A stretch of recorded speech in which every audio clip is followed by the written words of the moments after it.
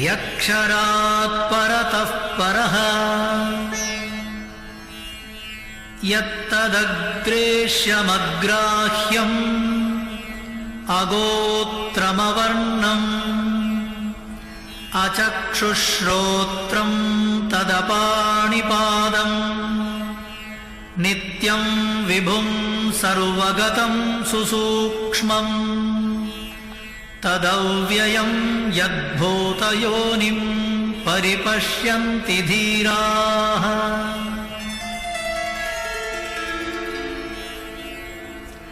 कामान् यः कामयते मन्यमानः स कामभिर्जायते तत्र तत्र पर्याप्तकामस्य कृतात्मनस्तु इहैव सर्वे प्रविलीयन्ति कामाः इहैव सर्वे प्रविलीयन्ति कामाः।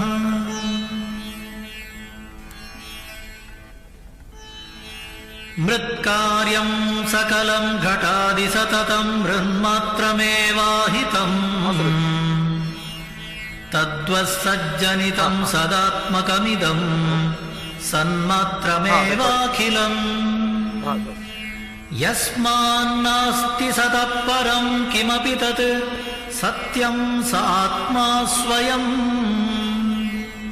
तस्मात् तत्त्वमसि प्रशान्तममलम् ब्रह्माद्वयं यत्परम्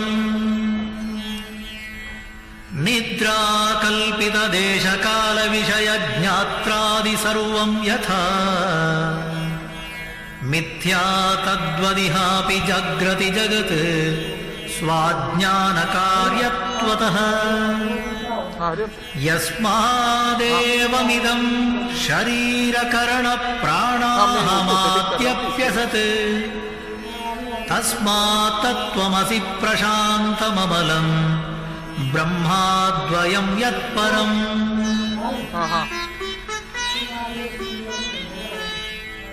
नहीं वो लोगों ने उधर ही सेटिंग में थी, सेटिंग होती थी नहीं मेरा कैमरा सेंटर में है अभी और सब जाति नीति कुल गोत्र दूरगम उसको हटाना है तो मेरे को वो नाम रूप गुण दोष वर्जितम देश काल विषयातिवर्ति यद् ब्रह्म तत्त्वमसि भावयात्मनि यत्परं सकलवागगोचरम् गोचरं विमलबोधचक्षुषः शुद्धचिद्घनमनादिवस्तु यद् ब्रह्म तत्त्वमसि भावयात्मनि षड्भिरोर्मिभिरयोगि योगिहृद् भावितं न करणैर्विभावितम् बुद्ध्यवेद्यमनवद्यमस्ति यद् ब्रह्म तत्त्वमसि भावयात्मनि भ्रान्तिकल्पितजगत्कलाश्रयम् स्वाश्रयं च सदसद्विलक्षणम् निष्कलं निरुपमानवद्धि यद् ब्रह्म तत्त्वमसि भावयात्मनि जन्मवृद्धिपरिणत्यपक्षया व्याधिनाशनविहीनमव्ययम् विश्वसृष्ट्यवविघातकारणम् ब्रह्म तत्त्वमसि भावयात्मनि अस्तभेदमनपास्तलक्षणम् निस्तरङ्गजलराशिनिश्चलम् नित्यं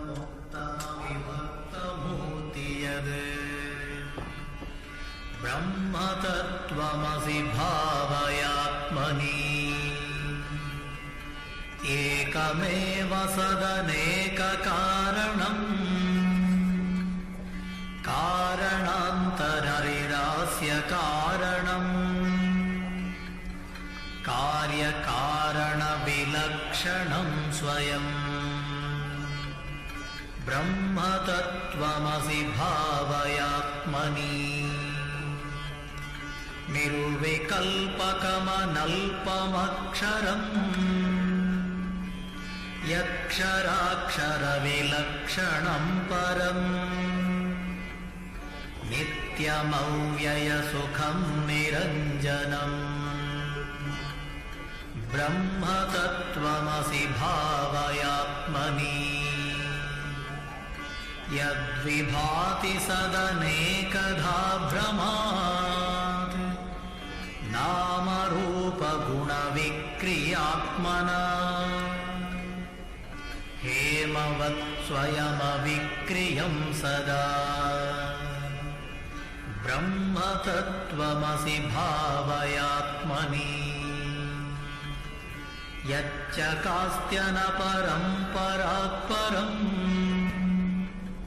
प्रत्यगेकरसमात्मलक्षणम् सत्यचित्सुखमनन्तमव्ययम् ब्रह्मतत्त्वमसि भावयात्मनि ब्रह्मतत्त्वमसि भावयात्मनि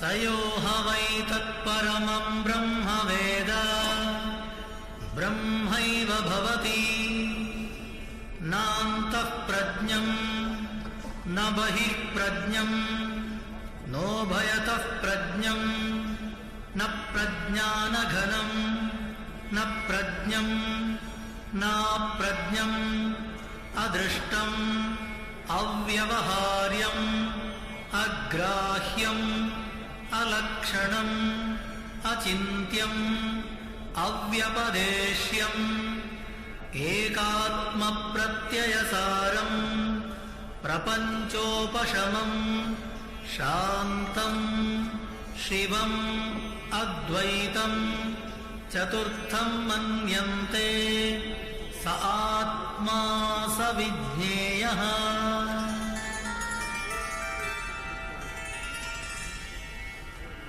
अनादिमायया सुप्तः यदा जीवः प्रबुध्यते अजमनिद्रमस्वप्नम् अद्वैतं बुध्यते तदा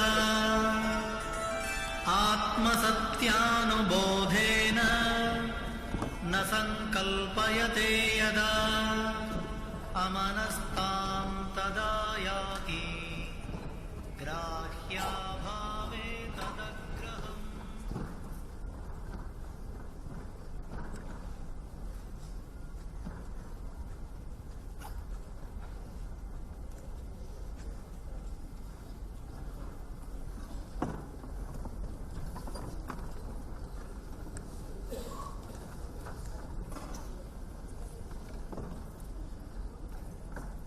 That these three words form part of the introduction of one of the artists of the festival, but I in fact have the pleasure to introduce the first Acharya discourse of this year's Nadabindu festival by none other than Pujya Swami Swaroopananda, Global Head of Chinmay Mission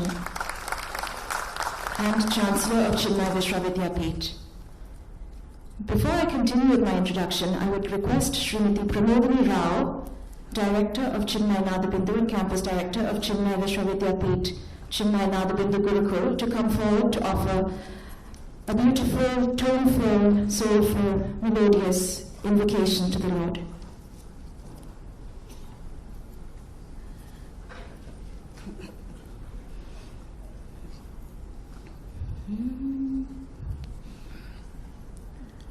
Ganapati Ganapati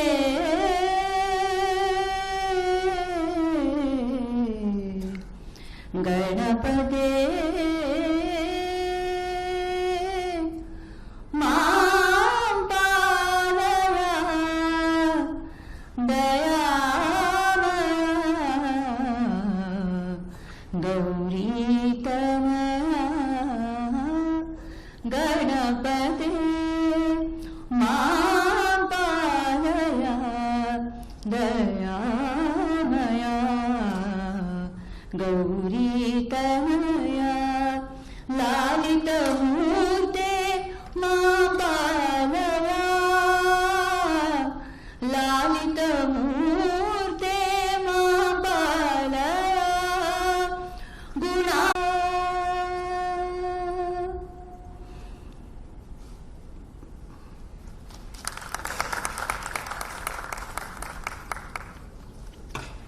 Invoking the blessings of the Lord, I'll now tell you why the words tune, rhythm and melody are so apt to introduce our dear Swami Swaroopananda ji. It's been almost 4 decades since Swami Swaroopananda ji met his beloved, his guru, Pujya Gurudev Swami Chinmayananda ji. And through Gurudev, he met his acharya and guide, Pujya Guruji Swami Tejamayananda ji. With the grace of such masters backing him, Swamiji has traveled the world, touching hearts and transforming lives. But even with the busiest of schedules, more so now, Swamiji continues to be an embodiment of tune, rhythm and melody, always in perfect alignment with God and Guru. Swamiji's tuning with nature is just as perfect. When one reads his commentary on Gayatri Mantra and other books authored by him, such as Simplicity and Meditation and Journey into Health, that tuning is so evident. A kingmaker of modern times, Swamiji's management programs are hugely successful with corporates and the youth. As director of the Chennai International Residential School, he has led his team forward to the #1 rank in India for co-educational residential schools. None of this is possible without that tuning, that rhythm, that melody. Since 19th January 2017, Swamiji is the global head of Chinmay Mission. The humility and loyalty and Guru Bhakti with which he is serving his masters is a lesson for each one of us in service and surrender. Dear Rasikas and revelers, for the very first time at Chinmay Nadabindu Festival, we are so happy to present Pujya Swami Swaroopananda ji.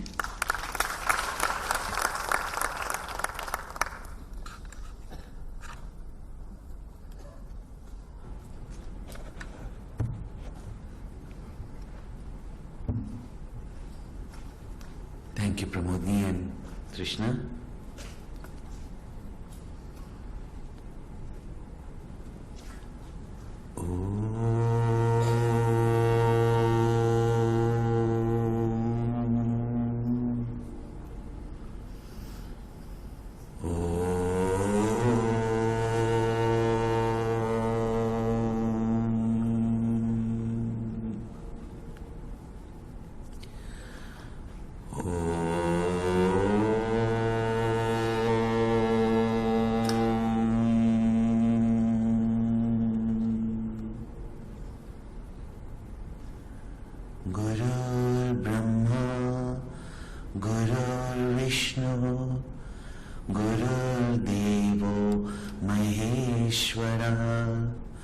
गुरुरेव परं ब्रह्म तस्मै श्री गुरवे नमः।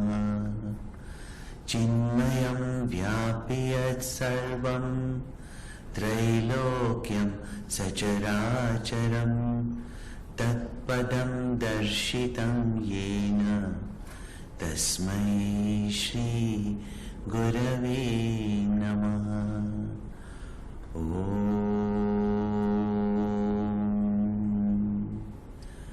शान्ति शान्ति शान्ति।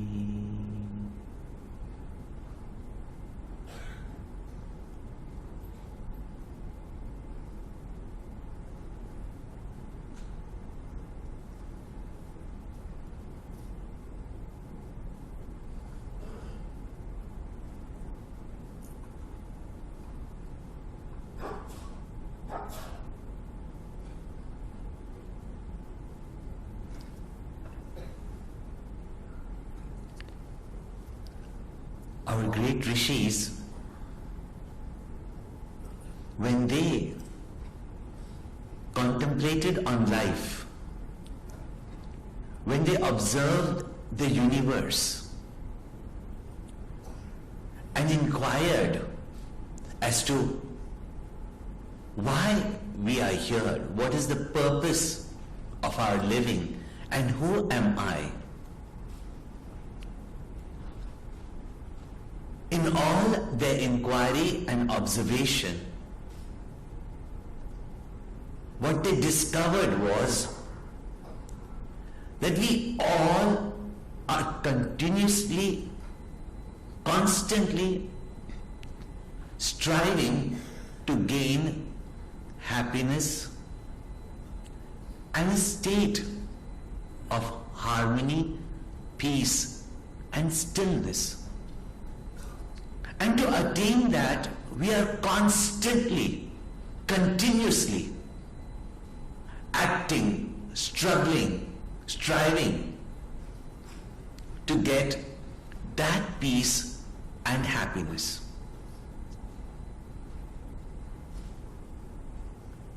Whoever we may be, from whichever background we come, whatever may seem to be our goals, desires, ambitions, inclinations, preferences, one thing is common in all of us. We seek constantly, continuously something that seems to elude us all the time. But are we not all seeking happiness? In fact, whatever we do, it is for this happiness. You came for this camp also because you heard it's the science of happiness. Is there anyone here who does not want happiness and say that I want sorrow? Is there anyone who wants sorrow? I always ask this question in my sessions because in one session I made this categorical statement that there is no one who wants sorrow. And one person put his hand up and said, but I want sorrow. So I asked, why do you want sorrow? He said, because sorrow makes me happy.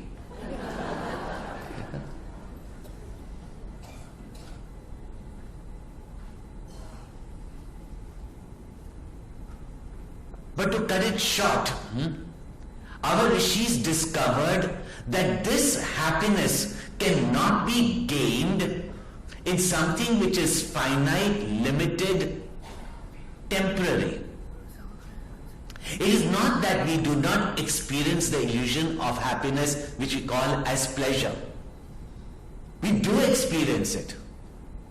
Yet, it is not something that is constantly with us. That ever satisfying, complete happiness that we seek, for which from the womb to the tomb we are struggling for, seems to constantly elude us. Our rishis very clearly said, Yo vai bhuma tat sukham na alpe sukham asti. That which is unlimited, infinite, alone is happiness. In the finite, in the limited, there can be no complete satisfaction. There is no happiness. Yet, we do experience. Various saints and sages also have put it in simple words. Like Guru Tegh Bahadur Sahib says very beautifully, Jo sukh ko chahe sada, sharan ram ki leha. That who wants constant, continuous happiness, then take shelter at the feet of Sri Ram.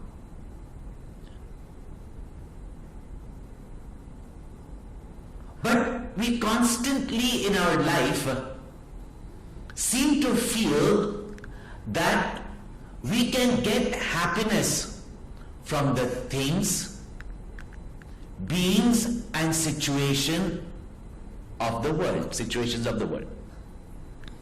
We constantly feel, because there is a certain amount of happiness, the joy or pleasure, whatever we may call it, even though there's a big difference between them, we are getting from the world, and therefore constantly our minds, which know only that happiness, strives to get that happiness in which we become peaceful. I remember one very interesting incident with our Pujya Gurudev, because even though verbally we do understand certain things, yet deep down our belief patterns are totally different. Our vasanas are totally different. The impressions, or what we call as knowledge, is different from the information we gain even when we listen to satsang. We were once sitting with Gurudev, and we were only youngsters at that time around Gurudev. All the adults had gone to sleep. And it was early morning, please. They had gone to sleep. We youngsters had attended the morning Kathopanishad class, and we were sitting with Gurudev. He was not too well that day. He had a bit of congestion. It was very cold. And we also knew not to disturb him. Otherwise, we were always asking questions, and he was also a master who didn't like just people looking at him. He said, I'm not asking darshan, Swami.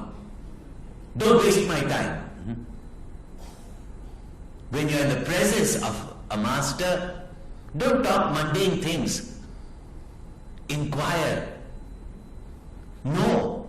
Learn about the truth. So, normally we are always asking questions, and Gurudev was always ready to answer. We've come from a session of Kathopanishad. Gurudev has congestion. He's sitting quietly.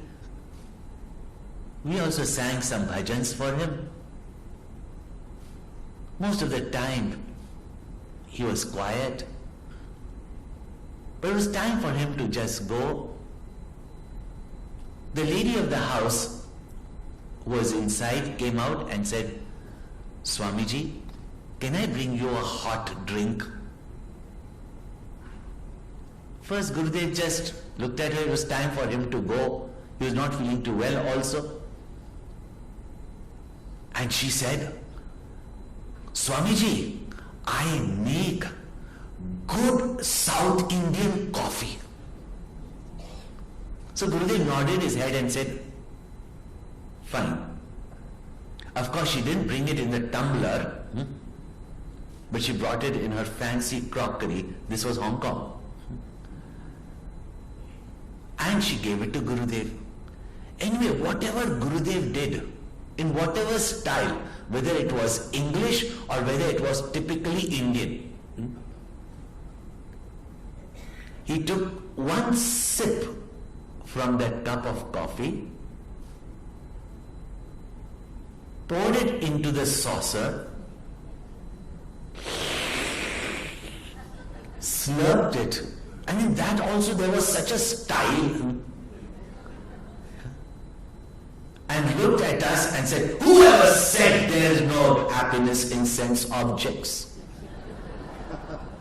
And we were reading his book, Manual of Self-Unfoldment, which says that if happiness was in the objects and it was the nature of objects, then happiness would be gained by everyone at all times from all objects. But since it is not its nature. Here we are discussing that, not that we can give up any object, knowing that also, because we do not understand why. We logically understand, but practically we cannot live it.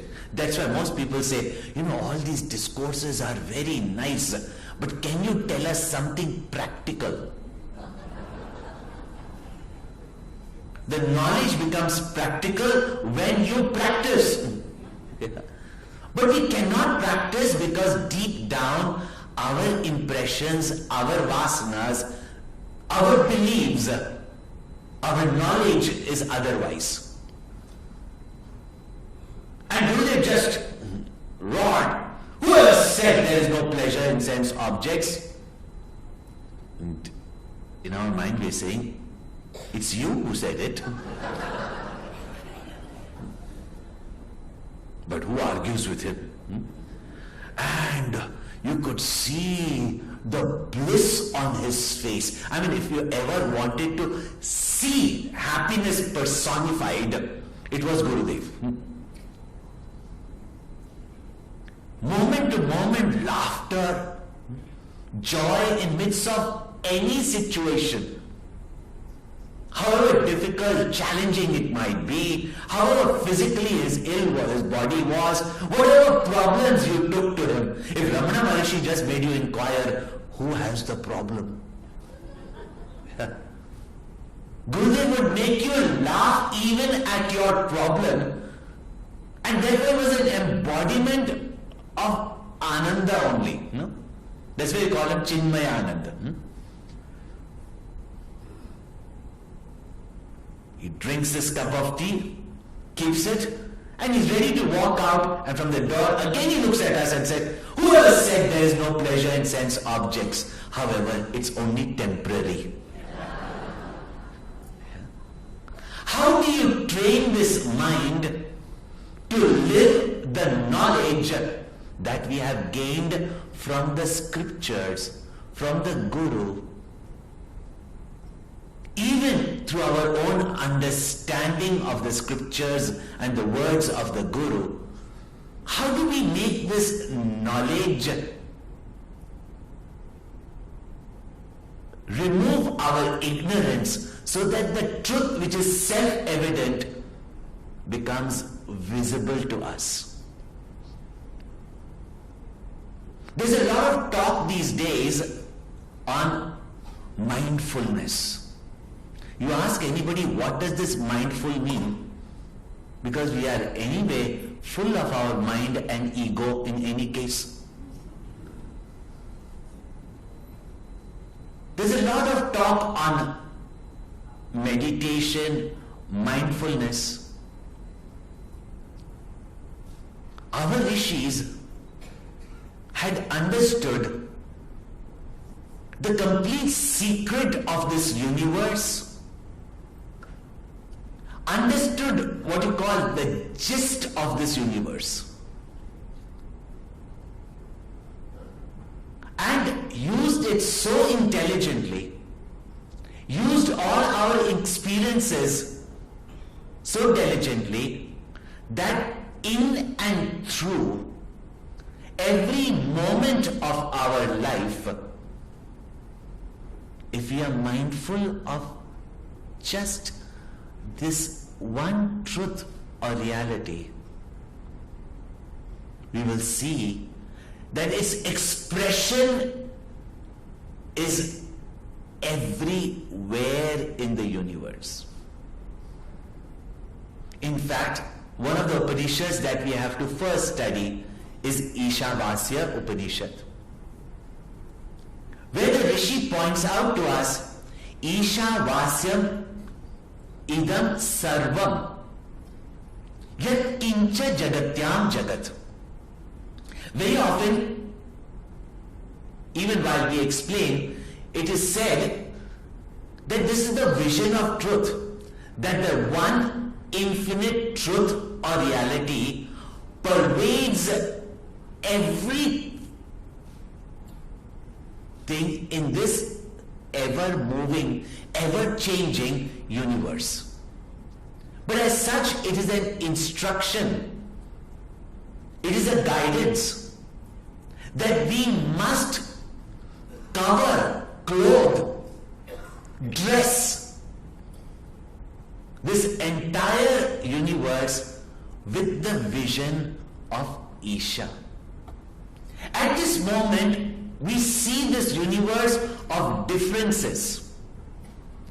We see this universe of distinctions. In that we create our likes, our dislikes. In that we find our joys and also our sorrows. But how can we, in and through every experience of ours, in and through this universe of multiplicity and plurality, see, discover, and revel in that one indivisible, all-pervading, blissful truth or reality? How do we, in everything, every situation, every experience, gain this vision of truth? And only in that vision, in that knowledge, there is moment to moment of happiness. And even to say moment to moment would be wrong, because in that moment is eternity, and the whole eternity is in that moment. Through our various sciences, art, music, dance, our rishis know that there is only one thing to be discovered. There is only one purpose of life, and that is that in and through all our experiences, we should see, discover this one truth. Call it God, reality, Isha.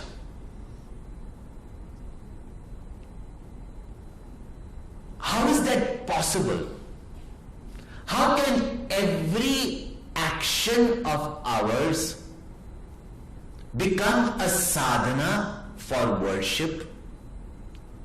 How can all our thoughts, which are constantly occupied with all our duties, our problems, our aspirations, how can all of them, how can our mind be just filled or full with this Isha or the Lord? In fact, everything in the universe can only remind us of that truth. How did the rishis see this universe? How can from that one this multiplicity arrives? There are such beautiful shlokas, whether they were given by saints or certain poets like Kalidas, which point out the relationship between that truth, that infinite, immovable, unchanging reality, and this ever-changing world of multiplicity. In Vedanta, we say that this entire universe is a superimposition on the Lord.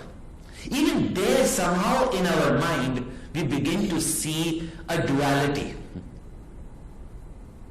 Even though an illusion has got no existence apart from its substratum, yet we seem to think there is this world superimposed as though a snake is sitting on the rope, not that the rope is appearing as the snake.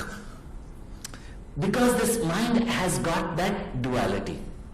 We have seen the duality. And therefore, how do we discover that oneness? In different ways our rishis have pointed out. This entire universe is pointed out in the Vedas as Ishasya Kavyam. Whether you say it's the Lord's creation, Whether you say it's the Lord's poetry, it's the Lord's song, how from that one string a musician brings out so many different varieties of notes.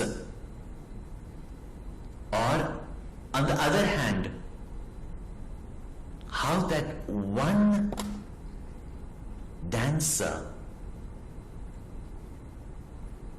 even though being one, creates from himself so many bhavas, so many moods, so many forms of beauty, but it all comes from that one dancer. And even though the dancer is one, that dancer with his dance creates so many thoughts, so many feelings, so many moods, so many gestures. And therefore, what is the relationship between the creator and the creation? Our rishis pointed out, it's like the dancer and his or her dance.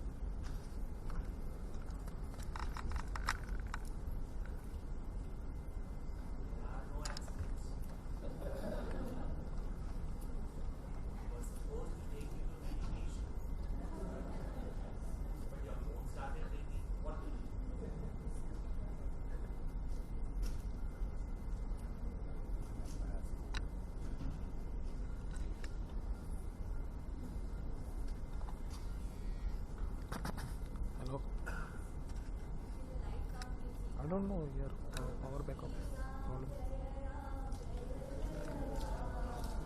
हाँ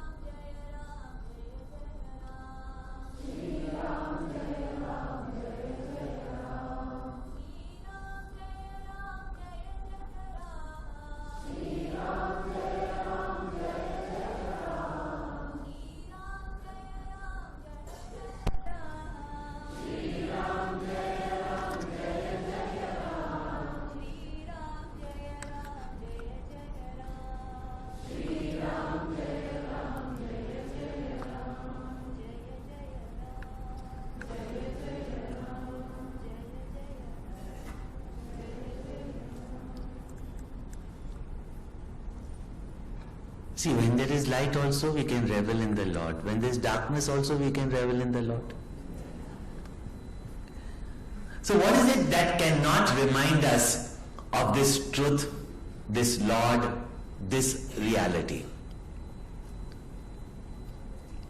And our rishis, in every science, in every action, in every art, music, dance,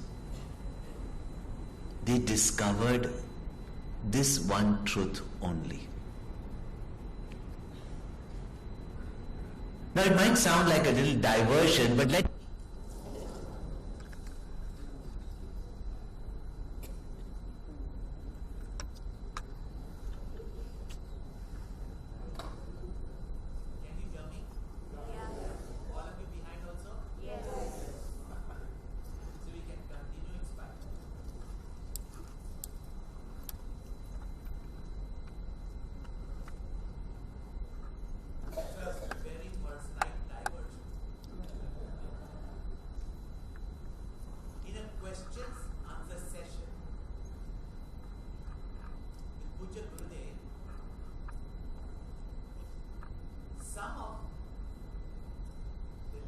were attending,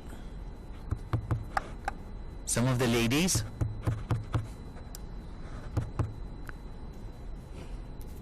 suddenly it'll become loud. Hariom? Yeah. Some of the ladies who were attending the session came and asked Gurudev this question.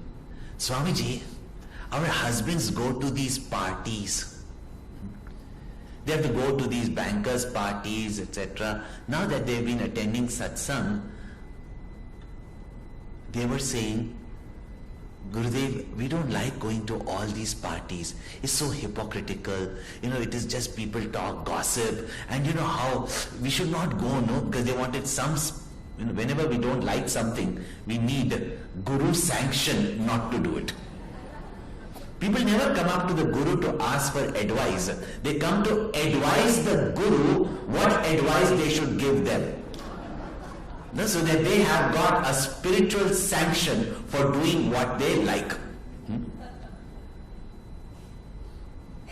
When these women themselves enjoyed all these parties, they were very happy to go with their husbands. In fact, if they were not invited for the parties, they would be under depression. Now, after attending satsang, they think it's a waste of time going to these parties. So they said, should we go with our husband to these parties? What is our duty? Yeah. So Gurudev, just in one word, conclusively said, you should go. Because it is in these parties that some other woman will take away your husband. But Gurudev, should we not say that nothing is mine? He said, next time a woman says, very handsome man, you say, my husband. Don't say, not mine. So in a humorous manner, Gurudev was answering them, and then they said, but it's such a waste of time. And people are just gossiping there. And Gurudev said something so profound. And he just said, even there, you can meditate. There are many people who think that there definitely, because bhang is available. Yeah. You can be reveling, no? And Vasovai Saha, after all, he is nothing but the essence of bliss. So you drink rasa, you earn rasa. Ras is also going on. That is not what Gurudev said. He said something so profound that made you understand that even in the midst of all parties, in the midst of all sensuality also, you can meditate. I know what he said. He said, when that person with her ugly dark lipstick, is chatting away non-stop, you just look at her lips and think, ke neshitam.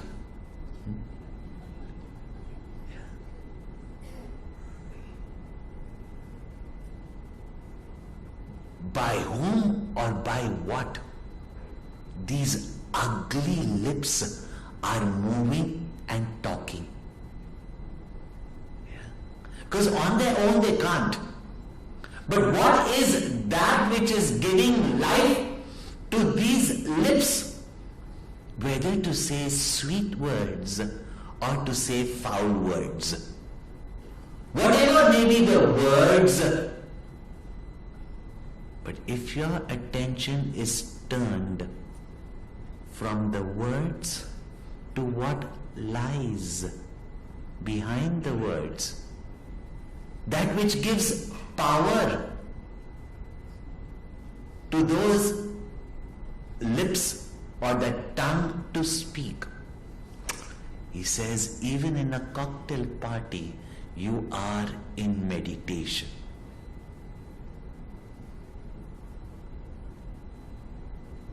When a devotee sees this universe with its beauty, its magnificence, its glory, even its might and power, a devotee cannot but just see that जिसकी रचना इतनी सुंदर, वो कितना सुंदर होगा. That whose creation itself is so beautiful, so magnificent, that cause theater, how beautiful, how magnificent it is. Even in the might of creation, even in the destruction that we see in the creation, our rishis only saw the mighty dance of Rudra. So where and how we cannot see this truth? And through our various arts, forms, sciences, our rishis only directed our mind to remember and discover this one indivisible reality, truth or Lord in and through everything in our life. Whether it's the experiences of our three states, waking, dream and deep sleep state. What is that common factor in these ever changing states? In this whole dance of creation, what is that common existence? Unchanging, because of whom this change is experienced. What is that one consciousness because of which all the speech and multiple actions happen in this inert body? Every source of knowledge, every knowledge that we gained by observing the universe, our Rishi culture, in and through all those discoveries and knowledge. And the more they discovered the powers behind the universe, they could only imagine that mighty power from which all this power is possible. How in an atom is encapsulated such nuclear energy?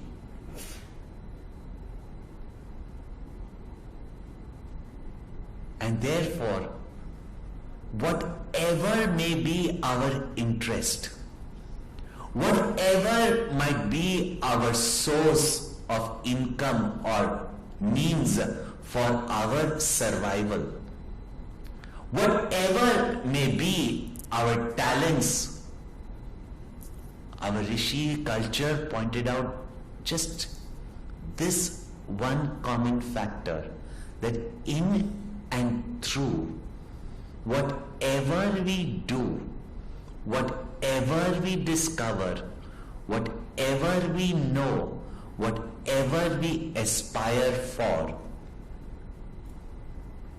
we should gain this ultimate, infinite peace or happiness.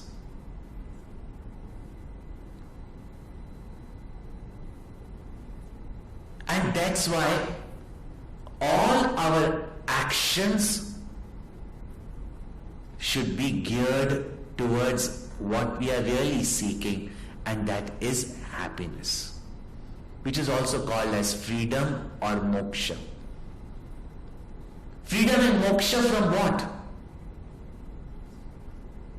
From our own imagination that we are dependent on other things and objects for our happiness. To be free of such notions,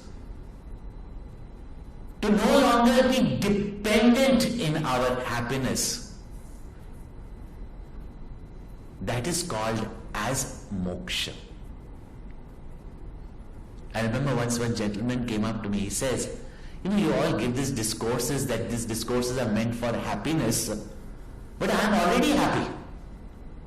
So I don't find any purpose. Not that I don't enjoy. I enjoy the logic, I enjoy especially our Acharya's humor, though most of them will tell the same joke.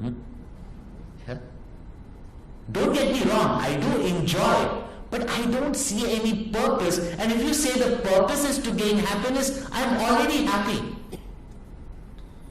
But is our happiness independent? So I just asked him one question. Why will you not be happy? Being in America, he had children who were attending Bal Vihar, therefore all of them with values, virtues, culture, and therefore well behaved. Business was doing well. This was before 2008 recession. Yeah. The politics of the country was sound. Yeah. There were no insecurities. Business was doing well. He was young, healthy, and to imagine he had a wife who was such a good cook. I mean, what can a man ask for in his life? And she did cook for him. Plus she was obedient also.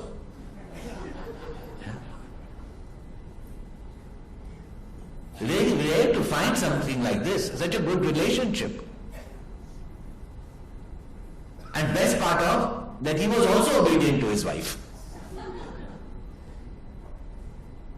Why would he be unhappy? If he is unhappy, something is definitely wrong with his mind. I said, why will he not be happy? However, if even one of these, suppose you have business losses. Suppose one of your many children, and he had many, one of your many children gets addicted. Suppose you find out your wife has got... You just stop. Because what you Swami say becomes true.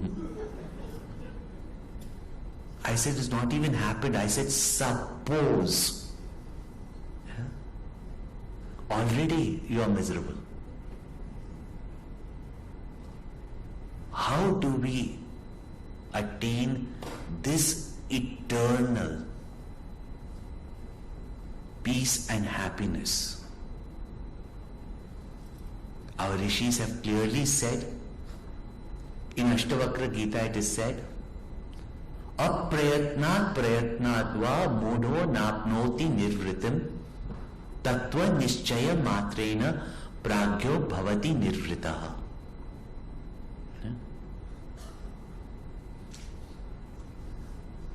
It is not by prayatna, by any action,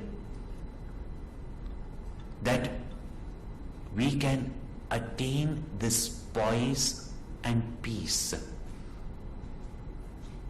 And only where there is peace, there is happiness. Where there is Sita, there is Ram.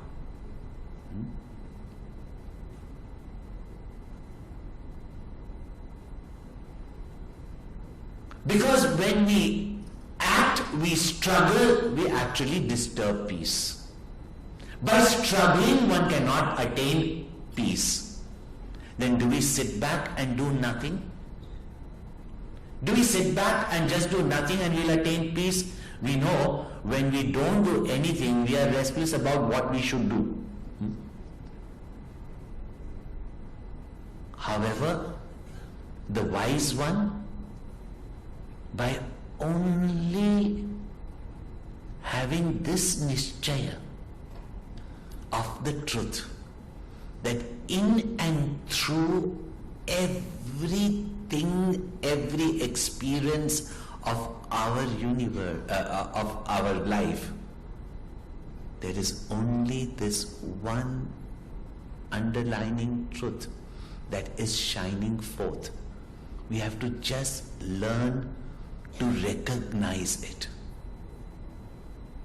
And this is what our rishis, in all their various knowledges, in their various sciences, art, music, craft, try to bring out this truth, that whatever we do, whatever we experience, how can we recognize this bliss?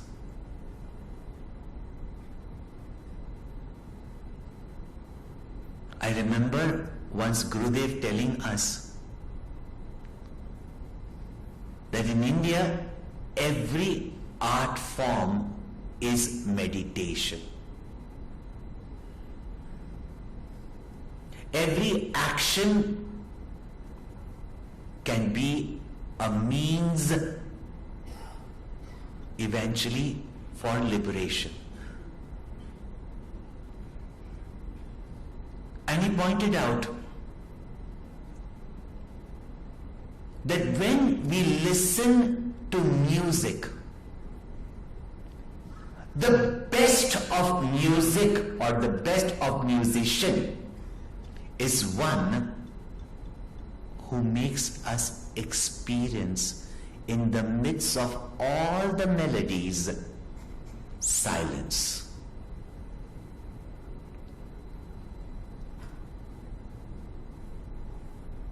The best of dancer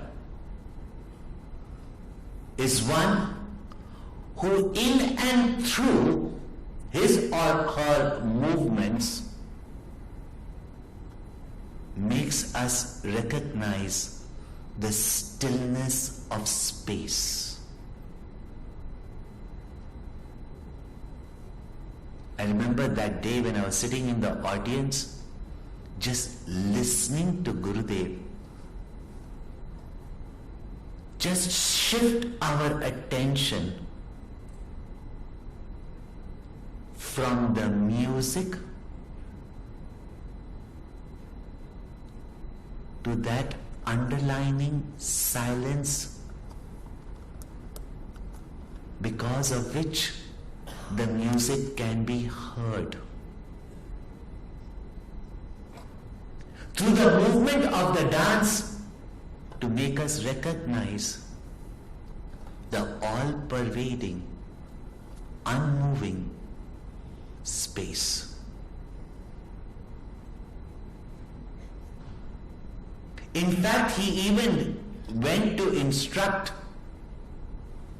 that all music can create certain emotions in our mind. And all our various art forms, the theme was always divine, not sensual.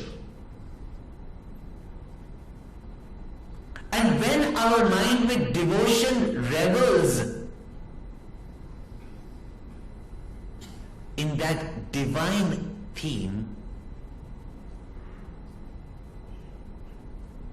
an expert musician or a dancer goes beyond himself or herself, beyond one's own singing or one's own dance, beyond one's own performance and the laurels that one can get or the recognition that one can get from the audience for themselves, but become a mere instrument that through his song not only creates that divine atmosphere of devotion, but actually leads our mind to discover that peace and silence within and around us. And the great dancer is one who can shift our attention from the dance to the all-pervading space. The dance is only to capture our mind and make it single-pointed. But then from the dance to that space in which the dance is possible, this is what is called as meditation. From the attraction to the creation to the creator, and from the creator to the beyond. That is the purpose of all our knowledge. And in every field, this meditation, this discovery is possible. And that's why the sources of our Indian knowledge were all meant for this grand discovery of peace and happiness, and to discover the harmony in the universe. Otherwise it is only greed. The more we know, the more we want.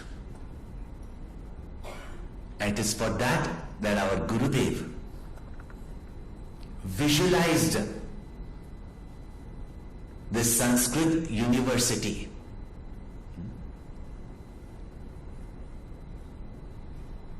So that this knowledge, the various different sciences, in all our professional and our interests, in our music, dance, arts, etc., Others you'll wonder, why does a spiritual master need a college to teach management? Yeah. Or the various other sciences besides spiritual philosophy? Why music and dance academy?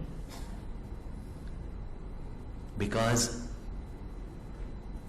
through every means of our ancient sciences given out by our rishis, not only the knowledge was taken to its acme, they discovered the highest in every field.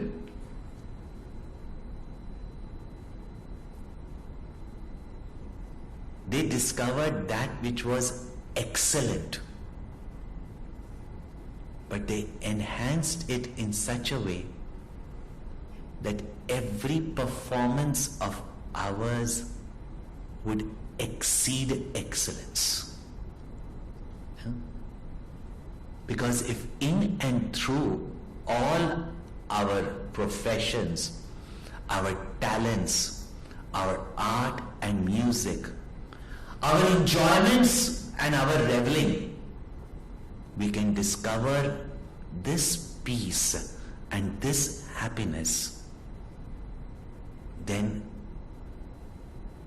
we have exceeded excellence.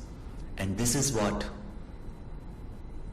our Chinmaya Vishwa Vidyapeeth is all about. And we are blessed that the first program under the banner of this university here, there have been many programs, we are all present for that. So let our Rishi culture through us in this present generation continue with its source of language Sanskrit and be passed on for generations, because indeed it is a great loss that we temporarily did not have this knowledge in our education system while we were growing up. Lost the language, lost the bhava that language can create, and also lost the capacity of training our minds or even unfolding our brain's capacity to gain this knowledge, apply this knowledge, and through this knowledge discover the eternal truth. So we seek the Lord's blessings, Gurudev's blessings, that we are all instrumental in carrying this knowledge further by discovering what is already there and transforming it in such a way that we can carry it on for the benefit of the generations to come. Om Purnamada Purnamidam Purnat Purnamudachyate Purnasya Purnamadaya Purnameva Vashishyate. Om Shanti Shanti Shanti. Hari Om. Shri Gurubhyo Namaha. Hari Om.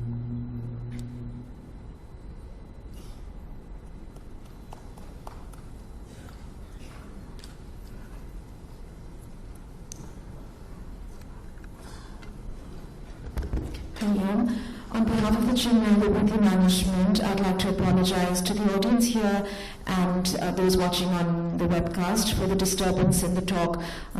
Although this is a great vision center, a very big one, but it's in a very small village in a rural part, so we do have certain issues that we're facing and we're doing our best to rectify them. And